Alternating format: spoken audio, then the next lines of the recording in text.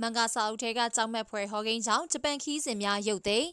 မင်္ဂလာပါပရိသတ်ကြီးရေအာရှနိုင်ငံတချို့ကလေကြောင်းလိုင်းတွေနဲ့ခီးသွွားအေဂျင်စီတွေကတော့ကာတွန်းစာအုပ်ထဲကဟောကိန်းတစ်ခုကြောင့်ဂျပန်ကိုသွားမဲ့ခီးစဉ်တွေရုပ်သိမ်းလိုက်ပါတယ်မန်ဂါလို့ခေါ်တဲ့ဂျပန်ကာတွန်းရုပ်ပြစာအုပ်တွေဟာလူငယ်တွေဆယ်ကျော်သက်တွေကြားမှာလူကြိုက်များတဲ့စာအုပ်တွေဖြစ်ပါတယ်။တရုတ်ကရုပ်ပြကာတွန်းတွေကတော့မန်ဟွာလို့ခေါ်ကြတဲ့ဂျပန်လူမျိုးတွေရေးသားထားတဲ့မန်ဂါစာအုပ်အုပ်ကတော့တမန်ချစ်ကြိုက်ညာကွဲရုပ်ပြစာအုပ်မဟုတ်ဘဲကြောက်လန့်စရာဟောကိန်းတွေပါဝင်နေပါတယ်။ဂျပန်လူမျိုးမန်ဂါစာရေးဆရာရီယိုတက်ဆူကီရေးသားထားတဲ့ကစ်တစ်ဘာဘာဗန်ဂါဆိုတဲ့မန်ဂါစာအုပ်ထဲမှာတော့လာမယ့်2025ခုနှစ်9လပိုင်းမှာဆူနာမီအကြီးစားမုန်တိုင်းဖြစ်လာလိမ့်မယ်လို့ရေးသားထားပါတယ်။စာအုပ်နာမည်တွေကဘာဘာဗန်ဂါဆိုတာကိုတော့တချို့တွေကြားဘူးမယ်ထင်ပါတယ်။ဘာဘာဗန်ဂါဟာမျက်စိမမြင်တဲ့အကြားမြင်ဆရာမကြီးဖြစ်ပြီး2000ခုနှစ်အစောပိုင်းကာလတွေမှာသူမရဲ့ကြိုတင်ဟောကိန်းတွေကြောင့်အရန်နာမည်ကြီးခဲ့ပါတယ်။ဘာဘာဗန်ဂါရဲ့ရှေ့ဖြစ်ဟောကိန်းတွေကလူတွေမမေ့နိုင်ကြတဲ့အဖြစ်အပျက်ကတော့61လို့ခေါ်တဲ့အမေရိကန်မှာရှိတဲ့တိုက်ညီနောင်နှလုံးကိုအာရက်အစွန်ရောက်အဖွဲ့ကလေကြောင်းတိုက်ခိုက်မှုလုပ်ခဲ့တာပါပဲ